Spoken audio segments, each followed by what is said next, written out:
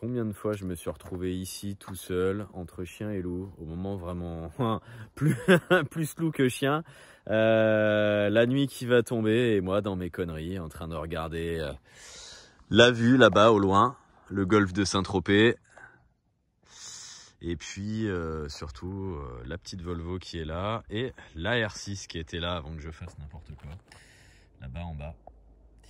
Et eh bien, c'est ça qu'on est venu voir parce que je crois que c'était il y a bien 2 ans. Comme je l'ai désintégré en essayant de la sortir d'ici, j'avais laissé le moteur sur place en fait et levé la coque autour. Et du coup, j'avais voulu désaccoupler moteur-boîte, j'avais sauvé la petite admission. Bon, la voiture a brûlé il y a un paquet d'années, il y avait des putains d'incendies dans ce coin là. Et bah tiens, une fois je me suis arrêté, d'ailleurs un monsieur me disait que la Volvo elle était là depuis 1974, ce que j'ai du mal à croire parce qu'elle devait être quasiment neuve en 1974. C'est peut-être vrai hein, mais c'était étonnant. Et donc moi la dernière fois que je suis venu ici, eh bien c'était ça, ça n'a pas bougé. En même temps, vu le poids, il y a peu de chances que ça bouge. Ouah. Alors j'avais essayé avec la goélette de la sortir de là, cette R6, ça fait un paquet d'années que je la connais. J'ai posté pas mal de fois sur les réseaux sociaux parce qu'elle était vraiment très jolie. Putain, ça s'est même pas envolé, tu vois, la dernière fois j'ai essayé de désaccoupler moteur et boîte et j'avais un boulon récalcitrant, je crois, de mémoire. C'est pas celui-là, c'est de l'autre côté. Et du coup, pour pas qu'elle prenne trop l'eau, je lui ai mis une vieille tôle pour protéger l'intérieur.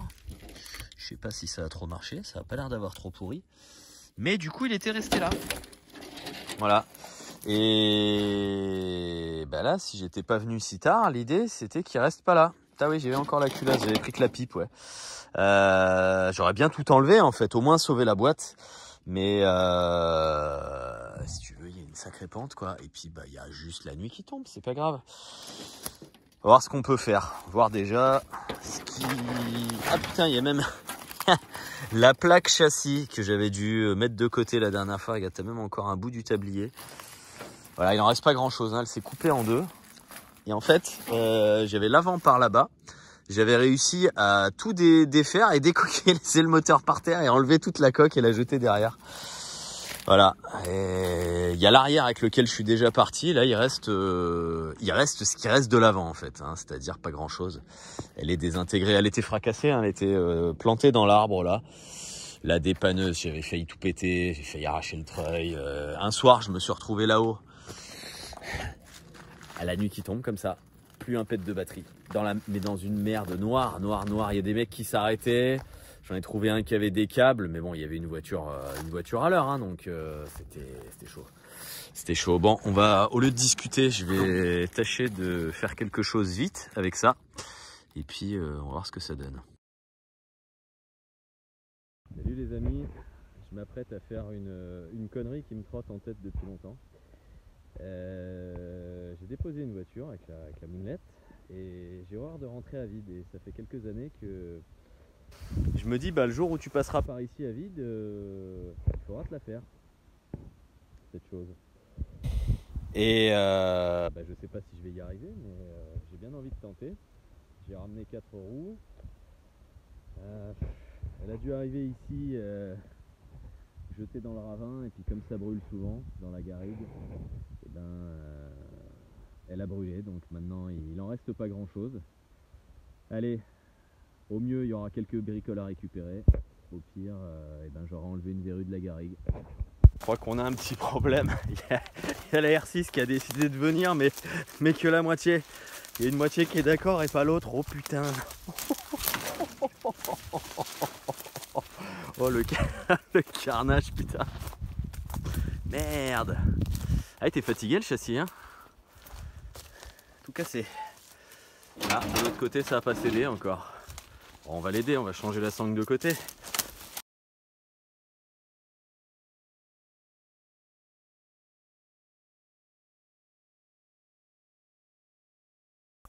Toujours est-il qu'elle est là depuis un bon moment, bien accidentée de l'avant.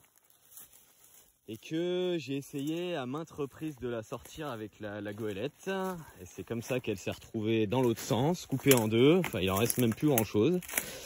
Et là aujourd'hui, ce qu'on vient récupérer, eh ben, ce sont les barres de torsion, parce que les barres de torsion d'R6 sont les mêmes que les F6. Celles de ma F6 sont vraiment au bout du rouleau. Le moteur, évidemment, il est bloqué, mais il y a quand même peut-être de quoi sauver. Au moins l'arbre à cam.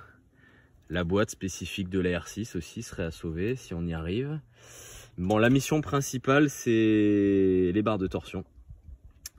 Et ce que j'aurais aimé sauver aussi, on le voit plus maintenant, en dessous, c'est la pipe qui est pas très courante, cette pipe pour les Carbu 32, mais avec une partie en aluminium.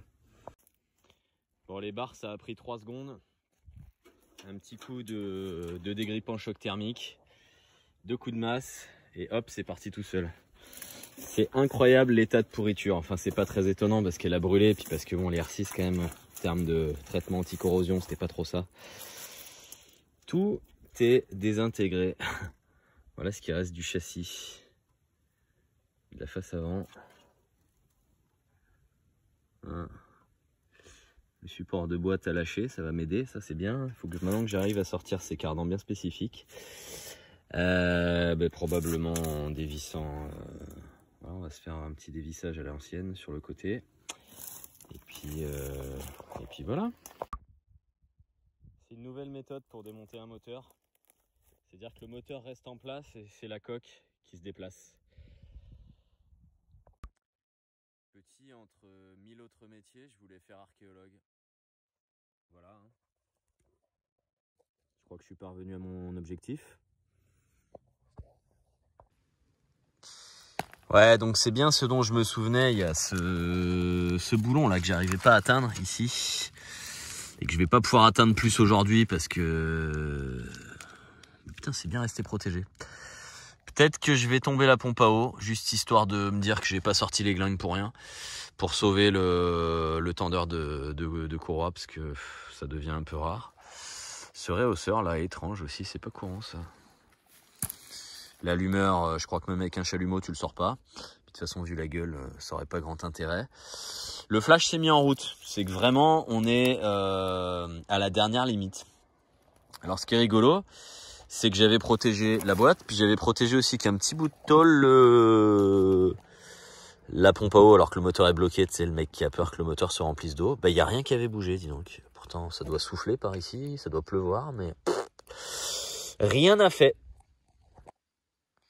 Bon, allez, non, je suis pas motivé. Je reviendrai. J'ai remis ma petite tôle pour protéger la boîte. J'ai remis ma petite tôle pour protéger la pompe à essence.